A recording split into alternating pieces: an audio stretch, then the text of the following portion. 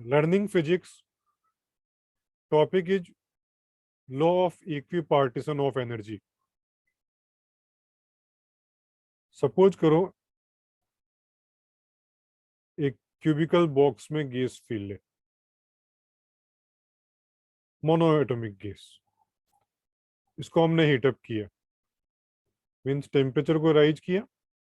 तो इस टेम्परेचर के राइज होने की वजह से गैस के मॉलिक्यूल्स मूव करेंगे और उनकी वेलोसिटी एक्स वाई और जेड में रहेगी.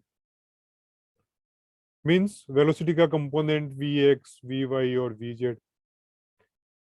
तो मोनोएटॉमिक गैस के अंदर जो टेम्परेचर हम प्रोवाइड करेंगे, जो एनर्जी हम देंगे, उससे गैस के मॉलिक्यूल्स को काइनेटिक एनर्जी मिलेगी.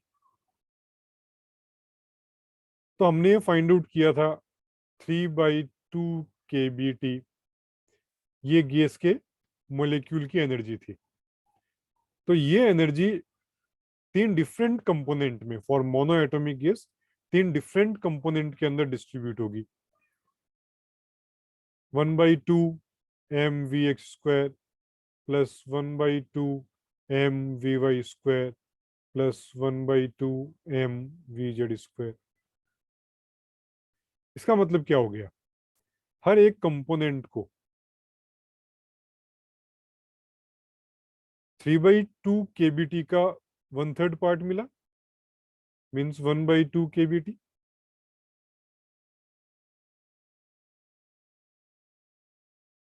तो कहने का मतलब ये है, एनर्जी में हर कंपोनेंट डिवाइड होगा. इसको एक बार वापस समझने की ट्राई करते हैं. तीन component for the monoatomic gas, 3/2 kBT हमने फाइंड आउट किया था. तो हर एक कंपोनेंट को जो एनर्जी का पार्टीशन मिलेगा वो आएगा 1/2 kBT. ये बड़ा इंपॉर्टेंट रूल है.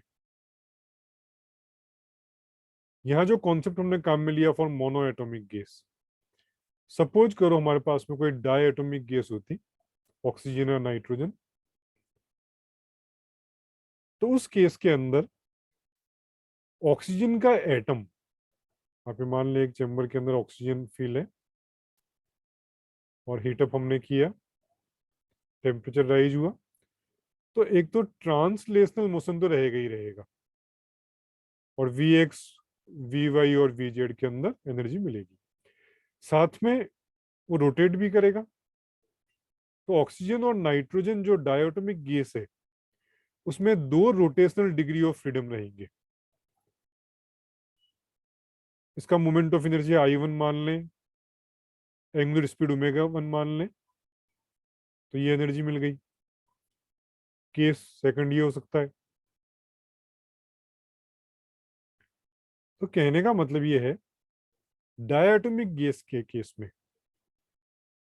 तीन ट्रांसलेशनल डिग्री ऑफ फ्रीडम के अलावा दो रोटेशनल डिग्री ऑफ फ्रीडम भी रहेंगे.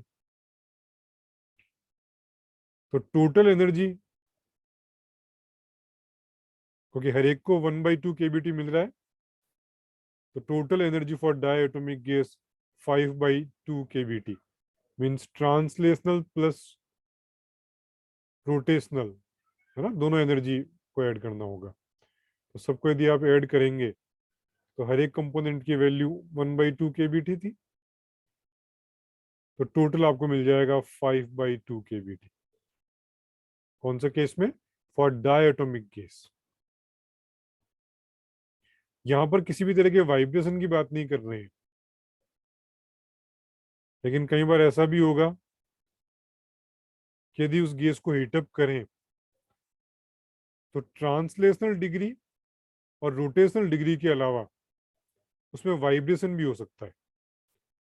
जैसे कार्बन मोनोऑक्साइड, तो उसमें कौन ये रहता है कि वो वाइब्रेट भी करेगी अपने इंटर एटॉमिक एक्सिस के अलोंग. जैसे ये एटम मान लें, ये सी और ये ओ, तो इसके अलोंग वो वाइब्रेट करेगी. तो वाइब्रेशन का मतलब क्या हो गया? वो स्प्रिंग वाला एक्शन. तो इस केस में क्या होगा? काइनेटिक एनर्जी भी मिलेगी और पोटेंशियल एनर्जी भी मिलेगी. दो पार्ट रहेंगे। तो दो कंपोनेंट यहां चलेंगे, फॉर द वाइब्रेशन मोड के दो पार्ट रहेंगे। तो टोटल एनर्जी का दो पार्ट जो रहेगा, उसमें एक पार्ट हो जाएगा काइनेटिक एनर्जी और दूसरा हो जाएगा पोटेंशियल एनर्जी। तो ये वाला पार्ट आप देख पा रहे हैं, पोटेंशियल एनर्जी है ना। स्प्रिंग में लिखते थे 1/2 kx²। dy by D T आप वेलोसिटी कह सकते हैं। तो ये वाला जो पार्ट हो गया वो काइनेटिक एनर्जी। तो दोनों कंपोनेंट को 1/2 kBt और 1/2 kBt मिलेगा। तो वाइब्रेशन के केस के अंदर जो टोटल एनर्जी होगी वो आएगी kBt।